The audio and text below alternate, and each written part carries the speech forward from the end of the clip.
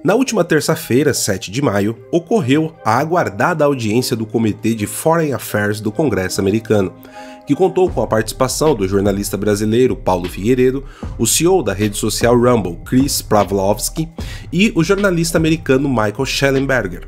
A sessão trouxe diversos pontos de vistas importantes a serem analisados friamente e exige afastamento do calor do debate. Eu sou Paulo Henrique Araújo e hoje vamos analisar sob diversas óticas este importante acontecimento para o debate da liberdade de expressão no Brasil. Em março deste ano, uma comitiva de 19 parlamentares da oposição brasileira viajou para Washington, nos Estados Unidos, para uma série de reuniões para tratar do tema da liberdade de expressão aqui no Brasil. Na ocasião, a ação gerou diversas reações tanto à esquerda quanto à direita. A comitiva brasileira, após uma manobra do Partido Democrata, foi impossibilitada de falar em sessão e realizar uma coletiva do lado de fora do Capitólio americano. Em meio ao descrédito da opinião pública aqui no Brasil, os deputados republicanos conseguiram avançar com o tema dentro do Comitê de Assuntos Internacionais, que culminou com a publicação de diversos documentos, até então sigilosos no Brasil. Os documentos foram entregues pela administração do X, antigo Twitter, sob a autorização do dono da empresa, o bilionário Elon Musk. No mesmo período, foi marcada uma audiência pública com o tema, abre aspas, Brasil, uma crise da democracia, liberdade e do Estado de Direito, fecha aspas, para o último dia 7 de maio. A maior expectativa foi sobre a participação ou não de Elon Musk, que acabou não ocorrendo. Os parlamentares americanos ouviram o jornalista que revelou em primeira mão o Twitter Files Brasil, Michael Shellenberger, Christopher Pavlovski, fundador e CEO da plataforma Rumble, e o jornalista Paulo Figueiredo, e também Fábio de Sá e Silva, professor de estudos brasileiros da Universidade de Oklahoma, sendo este último a convite da bancada do Partido Democrata. O chairman, congressista republicano Chris Smith, abriu falando da importância da liberdade de expressão no mundo, frisando não se tratar de disputa entre esquerda ou direita, mas sim de um direito fundamental. Ele agradeceu o esforço de Elon Musk por defender esta liberdade, mesmo constatando discordar do empresário em várias áreas, por ser um defensor dos sindicatos trabalhistas.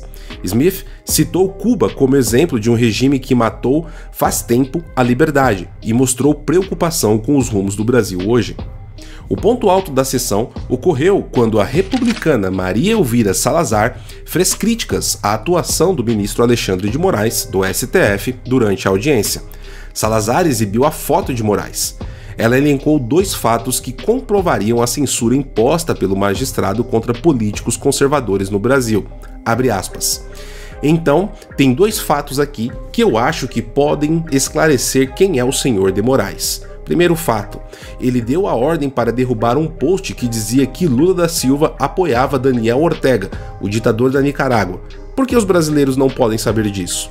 Segundo fato, ele deu 1 hora para o Twitter derrubar posts de políticos conservadores ou eles receberiam $30 mil de multa.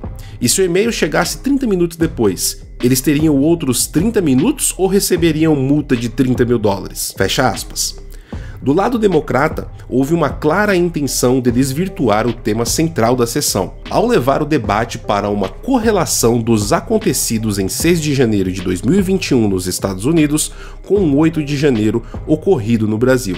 Além da falsa correlação, os deputados democratas tentaram a todo momento tolher os convidados republicanos de falar, aplicando perguntas e exigindo respostas como sim ou não. A principal técnica retórica aplicada foi o sofisma e a falsa equivalência, além do ad hominem, que consiste em desqualificar as credenciais de seu opositor. O principal alvo foi o jornalista Paulo Figueiredo, onde a todo custo foi enquadrado como um parente apoiador de ditadura que assassinava opositores, focando obviamente em seu parentesco com o ex-presidente do Brasil, João Figueiredo. Além deste ponto, falas do ex-presidente Bolsonaro direcionadas a minorias foram elencadas e também perguntadas quanto à opinião de Paulo Figueiredo sobre sua concordância ou não nos temas. o jornalista brasileiro conseguiu posicionar-se bem nas questões, o que diminuiu o ímpeto das perguntas.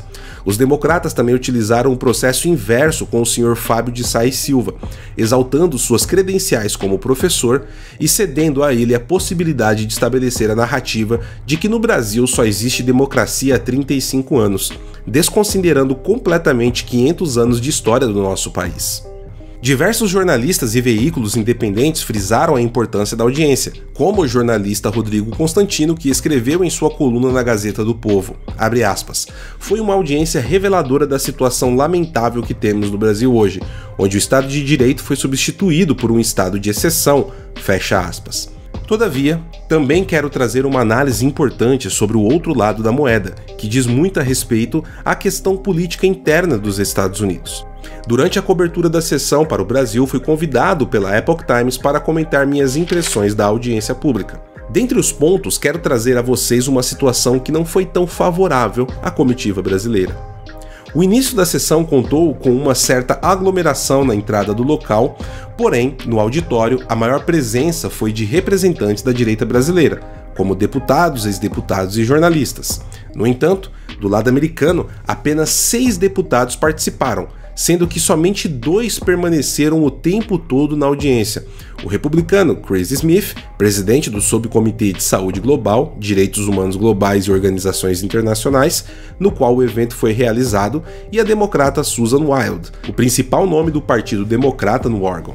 Mesmo sendo minoria no comitê, mais representantes democratas participaram do que republicanos, sendo a presidente da bancada brasileira, Sidney Kemlinger Dove, quem adotou a postura mais incisiva, construindo a versão dos ataques de 8 de janeiro e de que teorias conspiratórias são a verdadeira ameaça à democracia no Brasil. Isso reflete um grave problema que vem chamando a atenção dentro do Partido Republicano, que está em uma verdadeira guerra civil. O Partido Republicano hoje detém a presidência da Câmara dos Deputados, porém não consegue formar uma coesão de ação no Capitólio, o que vem minando a liderança à frente da casa. O principal embate é em torno das políticas externas, com uma ala atenta aos perigos da guerra desenvolvida no leste europeu entre Rússia e Ucrânia e no Oriente Médio entre Israel e Hamas. A outra ala, encabeçada pelo movimento MAGA, de alegados ferrenhos apoiadores do ex-presidente Donald Trump, dando atenção total à questão da fronteira sul e à imigração ilegal.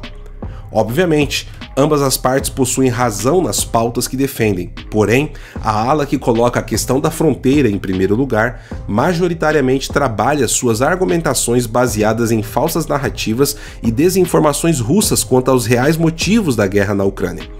A situação tornou-se tão crítica que impactou em um atraso de 6 meses na liberação da ajuda econômica e humanitária para parceiros americanos como Ucrânia, Israel e Taiwan.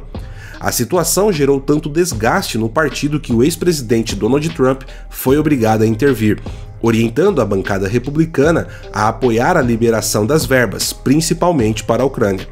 Trump tomara ciência da gravidade após receber em sua residência na Flórida o presidente da Polônia, Andrzej Duda, para uma reunião em que lhe foi apresentado o profundo risco para parceiros políticos de Trump na Europa. Mas a situação no partido é tão preocupante que a ala do movimento MAGA, Make America Great Again, slogan de campanha de Trump nas eleições de 2016, rebelou-se contra o ex-presidente e, em um movimento liderado pela deputada da Flórida, Marjorie Taylor Greene, votaram contra a liberação do pacote.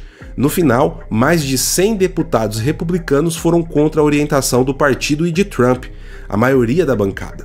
Infelizmente, qual seria o próximo passo desta bancada? Classificar Trump como Rhino, que é um apelido que significa republicano somente no nome. Esta situação acabou refletida na sessão, que apresenta uma grande oportunidade de buscar diversas ligações de think tanks, empresas de terceiro setor e articulação de narrativa internacional para a perseguição política também ao Partido Republicano. A cegueira que tomou muitos deputados do movimento MAGA parece que se transformou também em surdez. Os democratas, por outro lado, estavam amplamente coordenados com dados, narrativas e jargões afiados e alinhados com a esquerda brasileira, para os recortes precisos nos principais jornais da grande mídia.